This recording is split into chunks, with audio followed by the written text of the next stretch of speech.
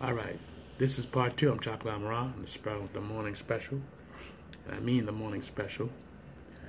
The ancestors told me to speak about it. The black card. In part one, I was just giving you small little details about the black card, how it's being used. Okay. Now,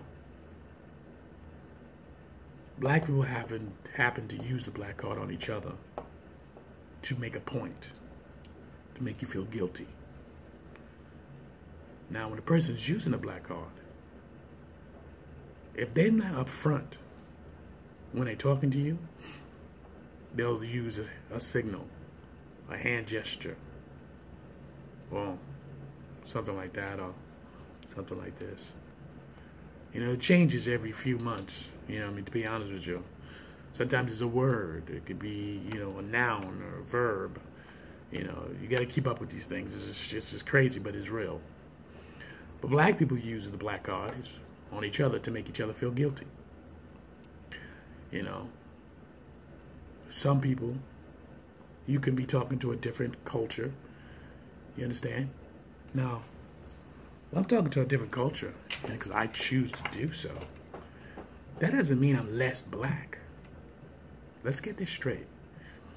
And you have to watch out for a lot of black people with that because they think if you're talking to a different culture, then now all of a sudden you become less black. First of all, we all was born here in this fucking country. And if I'm born in this country, I speak to whoever I want to, when I want to. That doesn't make me less black. Okay? Does it? Does it make me less Christian? Does it make me more or less Arab or less Catholic or less Hebrew or less Kemetic? Huh? Islam? Does it make me less speaking to another culture? We have put so many different barriers. I mean, it's like honestly sad. We put so many barrels around each other. It's unbelievable bearable. It's just disgusting. You cannot stop when you like somebody. If somebody's paying you attention and you chit-chat and you collaborate with a great conversation. And then the people that you really want to hold conversation with, you can't have that conversation with them. Because all they know is to be ignorant. Not that they're ignorant on purpose. They're ignorant because they don't know and they don't want to know. They're fine the way they are.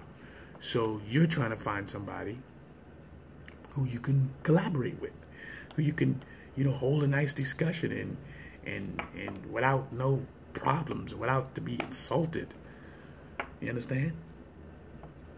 Now, if I'm around, this is hypothetically, if I'm around white people, right, and you notice the conversation, and this is my example, the conversation, you could chit-chat about any conversation, you could jump to any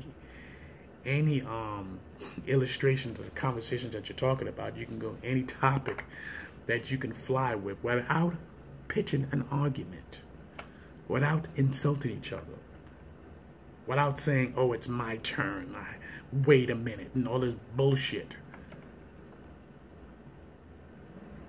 Then you ask yourself, wow, I'm having an intellectual conversation. The level of the conversation is based upon y'all. Now, black people need to stop trying to override each other. Listen, we need to stop being phony with this shit. If you see me talking to a white person and I'm collaborating with them and we're chit-chatting, doesn't mean I'm black. I'm being less black, rather, excuse me. And a lot of you use that, and then all of a sudden, oh, what's going on? Or if not, they snark at you. They're snarking at you. You look at this shit. And black women, they have a real fine of doing that, and they want you to see that. Look at this motherfucker. But then, when that same white person's around them, they kumbaya. Hi, Betsy. So what are we doing? This is part two. I'm Chocolate Amun Ra. See you in 3.